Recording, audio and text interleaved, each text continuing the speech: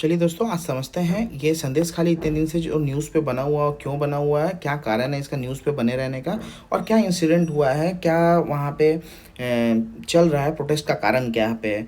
तो चलिए इस चीज़ को पूरे विस्तार से समझते हैं। संदेश खाली पहले देखते हैं है कहाँ पे। संदेश खाली नॉर्थ 24 परगनाज एक डिस्ट्रिक्ट है वेस्ट बंगाल में, जहाँ पे सिचुएटेड है, जो कि पूरा बांग्लादेश से अपना बॉर्डर शेयर करता है। ओके, अब इसको देखते हैं कहाँ पे है। ये जो जगह है, ये है संदेश खाली का जगह। संदेश खाली पार्ट 1 और पार्ट 2। ठीक है, ये नॉर्थ 24 परगनास लगातार बहुत सारे चीज़ों के लिए न्यूज़ में लगातार बना रहता है। अभी देखते हैं वायलेंस का वहाँ पे मेन कारण क्या है। मेन वायलेंस का जो कारण है वो है अरेस्ट का डिमांड। एक पावरफुल टीएमसी के लीडर है जिनका नाम है शेख शाहजहां। उनके खिलाफ ईडी जो है वो ईडी के द्वारा उनको समन किया गया था। उन्होंने वो उसका जवाब नहीं दिए, इसीलिए ईडी आई थी उनको अरेस्ट करने के लिए। इस तरीके से पूरा वायलेंस जो था वहाँ पे भड़का। आगे हम लोग देखेंगे मेन मेन रीज़न क्या क्या है। और जब जब ईडी आई उनको, उसके बाद वहाँ से वो फरार थे बहुत दिनों से। अब आज के डेट में उनको अरेस्ट कर लिया गया है। ये शेख शाहजहां हैं कौन, पहले ये देखते हैं कि क्यों इनके पास इतना पावर था। क्योंकि ये वहाँ के रूलिंग पार्टी जो कि टीएमसी है उसके प्रेसिडेंट थे, संदेश खाली यूनिट के। और फिशरीज डिपार्टमेंट जो है उसके डिस्ट्रिक्ट काउंसिल के इंचार्ज थे वो। अच्छा, अब समझते हैं कि एलिगेशन क्या क्या लगाया गया है शेख शाहजहां के ऊपर। पहला एलिगेशन जो है वो लगाया गया है ईडी के द्वारा, जो कि है राशन अलॉटमेंट स्कीम में जो राशन सेंट्रल गवर्नमेंट अलॉट करती थी पुअर पीपल को, उसको उन्होंने पुअर पीपल को अलॉट नहीं करके, जो ज़रूरतमंद है उनको अलॉट नहीं करके उसको बेचा है। और ये मल्टी करोड़ रुपए का स्कैम है, ऐसा कहा जा रहा है ईडी के द्वारा। ओके, नेक्स्ट क्या है, लैंड ग्रैबिंग है। लैंड ग्रैबिंग किया गया है विलेजर्स के द्वारा और उन लोग को मैनुअल लेबर में फोर्स किया गया है। मतलब क्या है, जोर ज़बरदस्ती जो विलेजर्स हैं वहाँ के, जो गांव वाले हैं वहाँ के संदेश खाली के, उनका जो ज़मीन है उनको हड़प लिया गया है, उनको मैनुअल लेबर में फोर्स किया गया है। और जब वो पैसा मांगने जाते हैं तो उनको मारा पीटा जाता है। ये शेख शाहजहां इतने पावरफुल हैं वहाँ पे कि वहाँ के लोग इनको भाई बोल के बुलाते हैं। इनका नाम वहाँ पे भाई दिया गया है। आप समझ सकते हैं इसी से कि ये कितने ज़्यादा पावरफुल हैं और कितना ज़्यादा इन्फ्लुएंस है उनका उस जगह पे।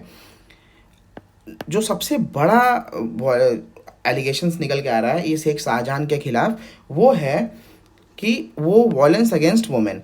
वुमेन को अगेंस्ट में वॉयलेंस वहाँ पे किया गया है। उन लोग वुमेन्स लोगों को रात रात को पार्टी मीटिंग में बुलाया जाता था, उन लोगों को रात भर रख लिया जाता था। और कोई उनके खिलाफ कुछ बोल नहीं सकता था, क्योंकि उनका इतना ज़्यादा वहाँ पे वर्चस्व बोलिए, चाहे वहाँ पे उनका इतना ज़्यादा डोमिनेंस बोलिए, वो था वहाँ पे।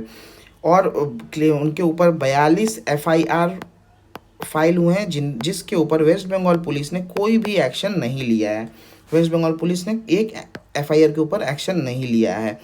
और क्या है, और भी एलिगेशंस लगाए हैं। एक वृद्ध व्यक्ति हैं वहाँ के, संदेश खाली में ही पंचायत में उनका पड़ता है। उनके पास 1.9 एकड़, मतलब कि लगभग 30 कट्ठा ज़मीन है उनके पास, जो कि ग्रैब कर लिया गया है ये शेख शाहजहां और उनके जो भी सपोर्टर्स हैं, जो भी उनके क्लोज व्यक्ति हैं, उनके द्वारा।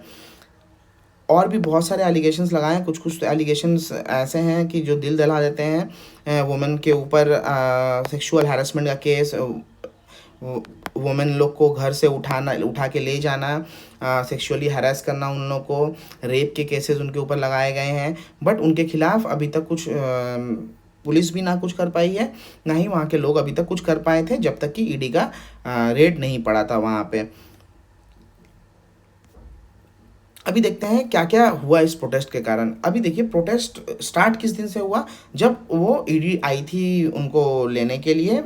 तो ईडी के डिपार्टमेंट को वहाँ पे रोका गया था, रोक के उनको बोला गया था कि आप आगे नहीं जा सकते हैं। और जब उन्होंने ईडी के डिपार्टमेंट और सीआरपीएफ के जवानों ने कोशिश किया था आगे जाने का, तो उनको उनके साथ मारा गया था। मॉब लिंचिंग का केस भी लगाया गया है। 200 से ज़्यादा लोग थे जिन्होंने मिलके उनको उनके ऊपर अटैक कर दिया था। 200 से ज़्यादा लोग थे, शेख शाहजहां के सपोर्टर लोग। ओके, अभी देखते हैं क्या क्या हुआ वहाँ पे। सेक्शन 144 इम्पोज कर दिया गया था और इंटरनेट को सस्पेंड कर दिया गया था पहले। उसके बाद उत्तम सरदार बोल के एक टीएमसी के वहाँ के रीजनल प्रेसिडेंट है, और जो बताया जा रहा है संदेशखाली के, और जो बोला जा रहा है वो एक शेख शाहजहां के बहुत ही क्लोज व्यक्ति थे।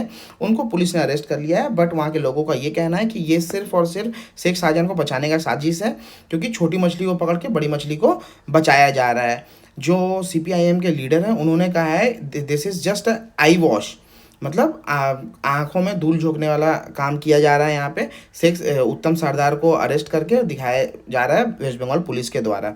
ओके, फिर और क्या हुआ, विकास सिंह एक हैं बीजेपी के ऑब्जर्वर हैं उसी एरिया के, बसीरहाट के एरिया के, उनको भी अरेस्ट किया गया है प्रोवोकेटिव मैसेज देने के लिए, मतलब भड़काऊ भाषण देने के लिए, और संदेश खाली में जो वायलेंस हुआ उसको भड़काने के लिए उनको भी अरेस्ट किया गया है। बंगाल के जो गवर्नर थे उनको भी टीएमसी के सपोर्टर ने रोक लिया, जबकि वो जा रहे थे संदेशखाली वहाँ के लोगों से मिलने के लिए, मेनली वहाँ के वुमेन्स लोगों से मिलने के लिए।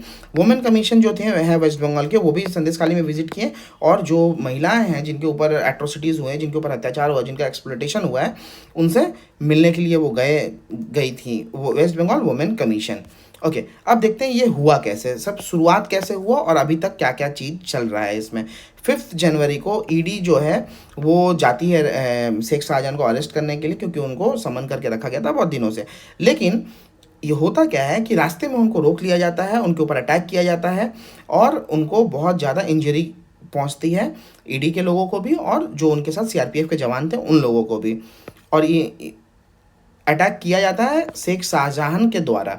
ओके, अब देखते हैं उसके बाद क्या होता है। 8 फरवरी को वुमेन जब देखती हैं कि हाँ अभी मौका है हम लोग को अपना आवाज़ उठाने का, तो उनको पावर मिलता है, उनको गट मिलता है ये चीज़, और वो शेख शाहजहां के खिलाफ, शेख शाहजहां के जो सपोर्टर होते हैं और उनका शेख शाहजहां का डिमांड अरेस्ट करती हैं कि उनको अरेस्ट करना चाहिए डिफरेंट एट्रोसिटीज़ में जो उनके ऊपर वायलेंस हुआ है। 9 फेब को क्या होता है, प्रोटेस्टिंग जो वुमेन है, वो जो प्रोटेस्ट होता है वो थोड़ा वायलेंट हो जाता है, और जो वुमेन लोग हैं वहाँ की, वो पोल्ट्री फार्म को बंद कर देती हैं। शेख शाहजहां के सपोर्टर लोग का बहुत बड़ा पोल्ट्री फार्म था जिसको आग लगा दिया जाता है वुमेन लोग के द्वारा। 12 फरवरी को ये देखा जाता है, 12 फरवरी को गवर्नर जो थे वो वेस्ट बंगाल के वहाँ जाते हैं, वुमेन्स लोग से मिलते हैं उस और उन लोग का हाल जानने का कोशिश करते हैं, और मामला क्या है संदेशखाली का उसका गहराई को समझने का कोशिश करते हैं। ओके, 28 फरवरी अब आते हैं। 28 फरवरी को शेख शाहजहां को अरेस्ट किया जाता है वेस्ट बंगाल पुलिस के द्वारा, जो कि 1.5 महीने से वो फरार था। 1.5 महीने में उनको अरेस्ट नहीं किया जा सका, लेकिन जैसे ही ये आया कि सीबीआई भी उनको अब अरेस्ट कर सकती है, या कोई भी नेशनल जो बॉडी है वो उनको अरेस्ट कर सकती है, उसके दूसरे दिन ये खबर आती है कि शेख शाहजहां को अरेस्ट कर लिया गया है।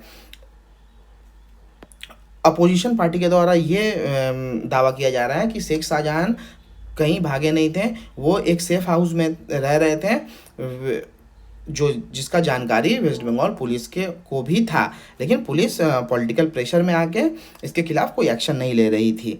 ओके, 5 मार्च को देखते हैं क्या हुआ। 5 मार्च को ना पुलिस को रिस्टेन करती है कलकत्ता हाई कोर्ट कि आप इस केस में प्रोसीड नहीं कर सकते हैं और आपको केस सौंपना पड़ेगा सीबीआई को।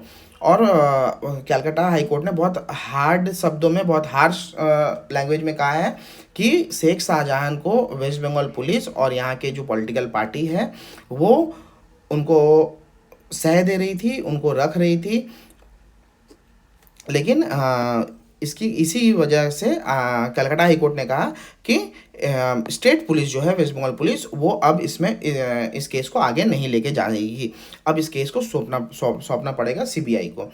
6 मार्च को स्टेट पुलिस और सीआईडी जो कि वेस्ट बंगाल की यूनिट है वो मूव करती है केस को सुप्रीम कोर्ट में, और केस को रखने का अपील करती हैं सुप्रीम कोर्ट से। लेकिन सुप्रीम कोर्ट भी यही अपील देते हैं कि जो 1.5 महीने से 2 महीने से जो चल रहा था उसको नज़र में रखते हुए सुप्रीम कोर्ट का भी डिसीजन यही आता है कि केस जो है वो वेस्ट बंगाल पुलिस या सीआईडी आगे इसमें प्रोसीड नहीं करेगी, और सुप्रीम कोर्ट भी ये डिसीजन देता है कि सीबीआई को अब इस केस में प्रोसीड करना है। 7 मार्च को सीबीआई कस्टडी ले लेती है वेस्ट बंगाल पुलिस से शेख शाहजहां का, और अब अभी आज के डेट में शेख शाहजहां जो है वो है सीबीआई के कस्टडी में, सीबीआई के कस्टडी में।